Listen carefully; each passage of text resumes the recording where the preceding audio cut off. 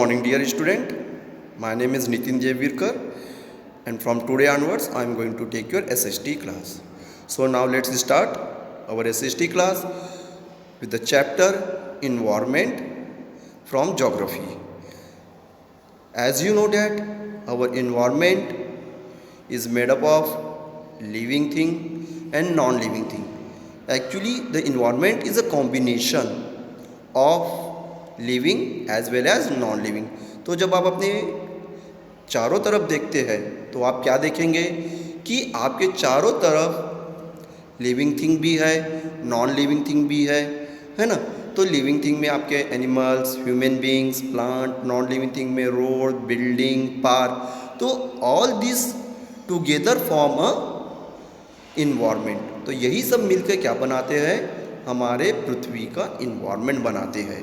अगर हम खाली लिविंग थिंग को इंक्लूड करके इन्वायरमेंट बनाना चाहे या कहना चाहे तो it's a wrong. So we have to include both the living as well as non living thing also. Okay,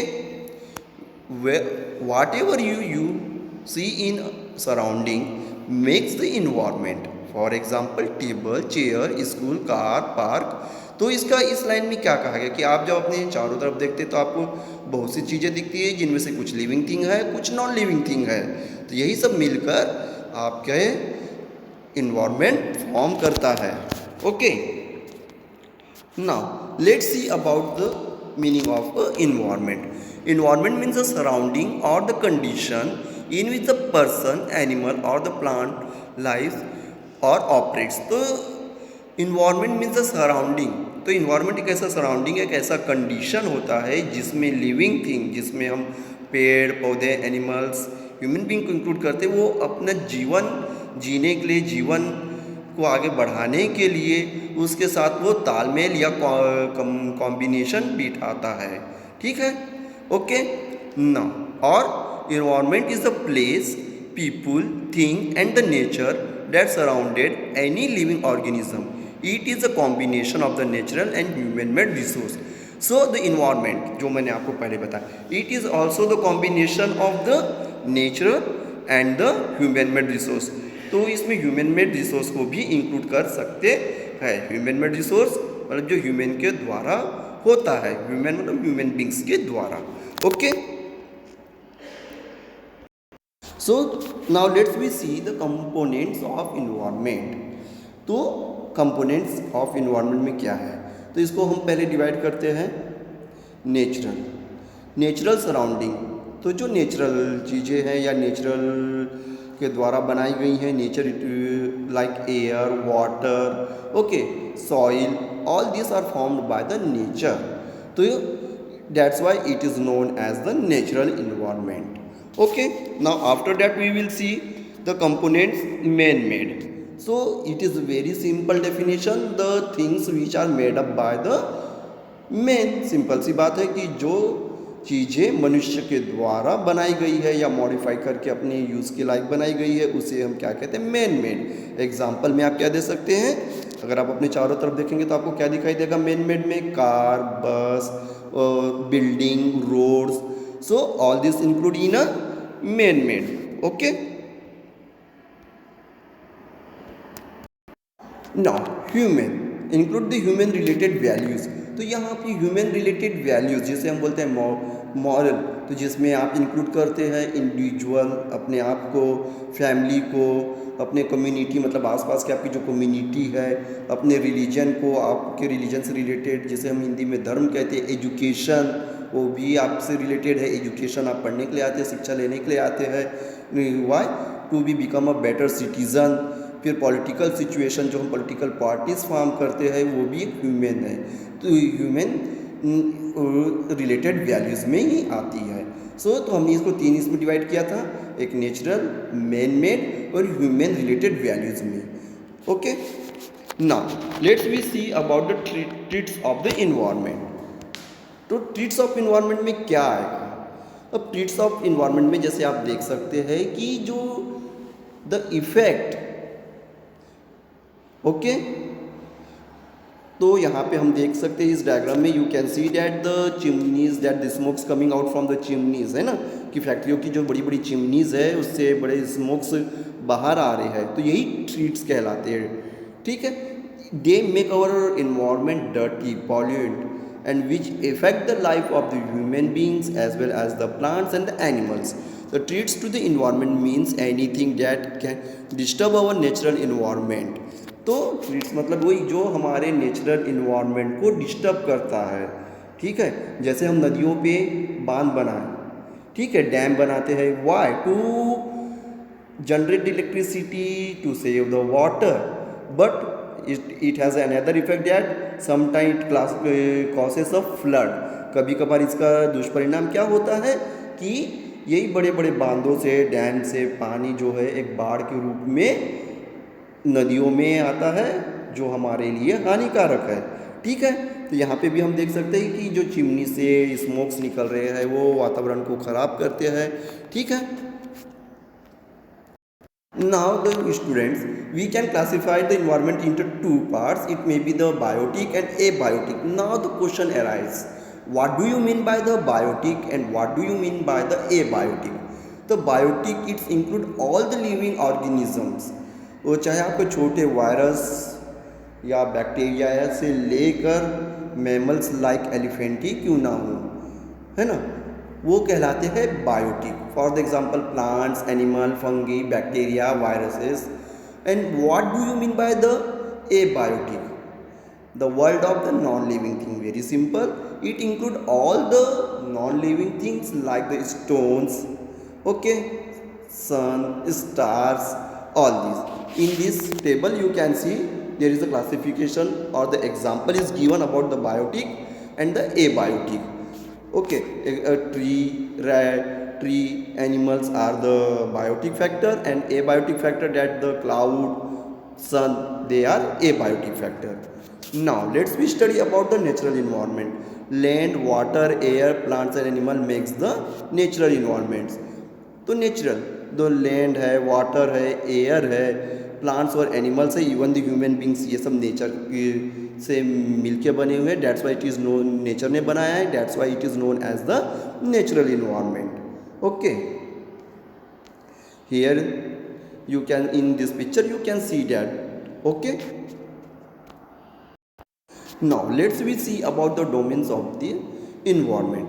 तो it may be divided into the lithosphere, hydrosphere.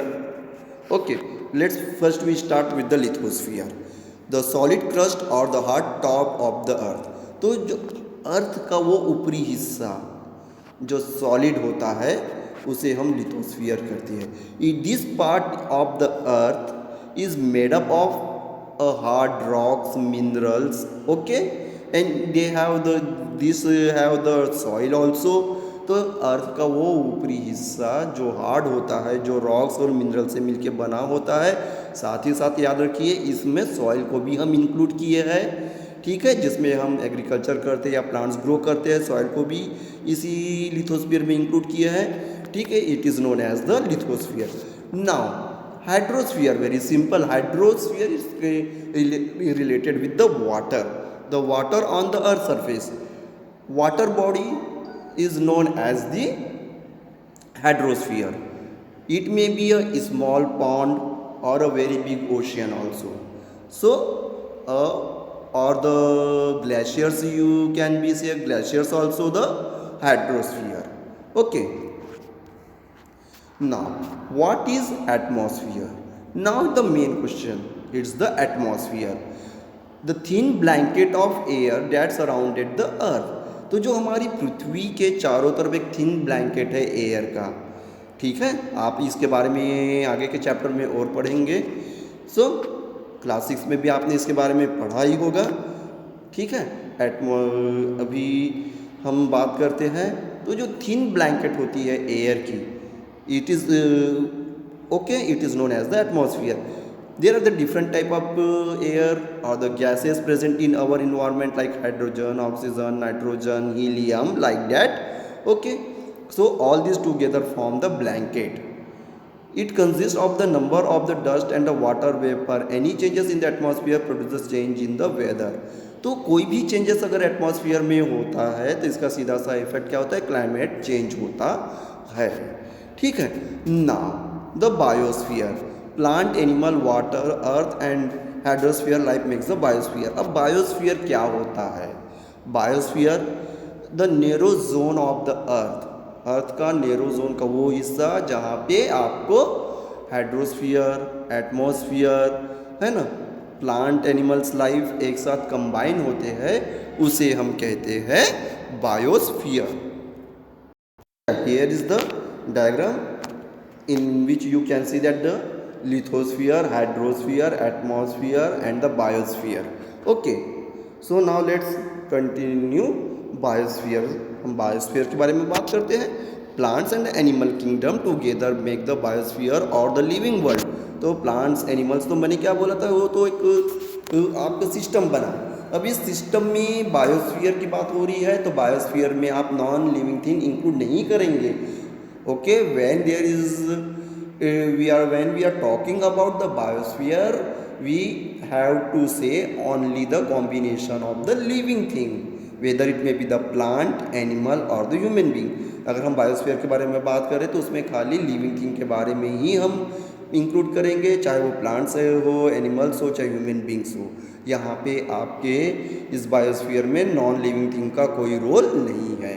It is a narrow zone of the earth where the land, water and air interact. तो मैंने इससे पहले ही आपको समझाया था, biosphere वो area होता है अर्थ का, एक नेरो जोन होता है जहाँ पर एटमॉस्फियर, हाइड्रोस्फीयर, ओके, और आपका लैंड, ये सब इंटरेक्ट करके बायोस्फीयर को फॉर्म करता है। So in this you can see that the where it is a narrow zone where the atmosphere, hydrosphere, okay, all these three make a biosphere. So the dear student, we came to know about our environment, components of the environment, ठीक है, हमने atmosphere पढ़ा, hydrosphere पढ़ा। अब हम बात करते हैं ecosystem. In ecosystem include all the living thing, plants, animals, organism in a given area. तो इकोसिस्टम एक पर्टिकुलर एरिया, हर एक एरिया का अलग अलग इकोसिस्टम होता है, ठीक है, जिसमें हम इंक्लूड करते हैं plants, animals, okay, and organisms in a given in that particular area interact each other and also with their non living environment, weather, earth, sun, soil. तो इन्वायरमेंट में आपको क्या इंक्लूड करना है? इन्वायरमेंट में हम we include both plants, animals, human beings, organisms and non-living like weather condition, soil, earth, temperature, इन सब condition को भी पुटअप करेंगे। क्यों? बिकॉज हर एक एरिया का इकोसिस्टम या सेटअप अलग होता है, ठीक है। जैसे अब हम एग्जांपल बात करेंगे तो अगर सहारा डेजर्ट की या ग्रेट इंडियन डेजर्ट की बात करते तो वहाँ का इकोसिस्टम क्या है? वहाँ पे हॉट टेम्परेचर है, वेजिटेशन कम है, तो वहाँ का एडेप्टेशन एनिमल्स का अलग होगा compare to the adaptation of Chhattisgarh state. तो यहाँ के एनिमल्स का एडेप्टेशन अलग होगा, ह्यूमन बींग का एडेप्टेशन अलग होगा। तो राजस्थान जो ग्रेट इंडियन डेजर्ट है उसका, वहाँ के रहने वाले लोगों का एडेप्टेशन अलग होगा इन्वायरमेंट के अनुसार। So it may be varies, okay. Now let's we see about the human environment. Human beings interact with the environment on a day-to-day basis and modify according to their needs. Due to the modernization, our need grew, so we learned the new way to fulfill our needs. So in this point, we say that we are right now changing the environment or the modifying the environment according to our comfort और the suitable condition. तो हम यहाँ पे ये बात कर रहे हैं कि हम अपनी जो नेचुरल इन्वायरमेंट को है अपनी इच्छा अनुसार आज मॉडिफाई कर रहे हैं न्यू टेक्निक के द्वारा, है ना। अब जैसे पहले पहाड़ों पे या माउंटेन्स में रास्ते नहीं बनते थे या रोड बनाने का बहुत हार्ड वर्क होता था, लेकिन आज nowadays we have a powerful machines, है ना, तो जिसके द्वारा हम आज पहाड़ों को भी क्या कर रहे हैं, सड़कें बना रहे हैं, वहाँ पे डैम्स बना रहे हैं। Why? Because of the new technology, okay, that's why we learn to grow the crops and create the system where the transactions takes place, for example barter system and the commerce. हम we came to know about the agriculture, about the trade and commerce. हमने environment को अपनी ज़रूरत के अनुसार, अपनी इच्छा अनुसार ऐसा मॉडिफाई किया और आगे भी वैसे ही करेंगे कि जब जब हमको अपनी इच्छा अनुसार उसकी ज़रूरत पड़ेगी हम उस अनुसार उसको मॉडिफाई करके यूज़ करेंगे। Okay, but why we need to change और मॉडिफाई द इन्वायरमेंट? आखिर हमको ऐसी ज़रूरत क्यों पड़ी? Because our population is growing day by day, we are cutting the forest, okay, for our agriculture land और फॉर आवर हाउसेस। हम जंगलों को काट रहे हैं किसके लिए? घर बनाने के लिए, सड़कें बनाने के लिए या इंडस्ट्री सेटअप करने के लिए। क्यों? क्योंकि हमारी वांट्स बढ़ गई है। वी हैव द सम इस डिसएडवांटेजेस ऑल्सो, ओके। तो इन सब का नतीजा भी हम भुगत रहे हैं। We have to face the problem like the flood, earthquake, okay. तो इसका नतीजा क्या है भाई? अगर if you are trying to modify the nature you have to pay it. अगर आप नेचर से छेड़छाड़ करते हैं, नेचर में कुछ मॉडिफिकेशन करते हैं तो स्वाभाविक है उसका कुछ ना कुछ दुष्परिणाम आएगा। क्या हो गया? पॉल्यूशन बढ़ रहा है, ठीक है, फ्लड होता है, कभी अर्थक्वेक आती है। So all these are only the because that we are continue to trying to change the environment according to our comfort. क्यों? क्योंकि ये सब इन्वायरमेंट को हम अपनी इच्छा अनुसार अपने कंफर्टेबल के लिए चेंज कर रहे हैं, इसी कारण। So we have completed this lesson.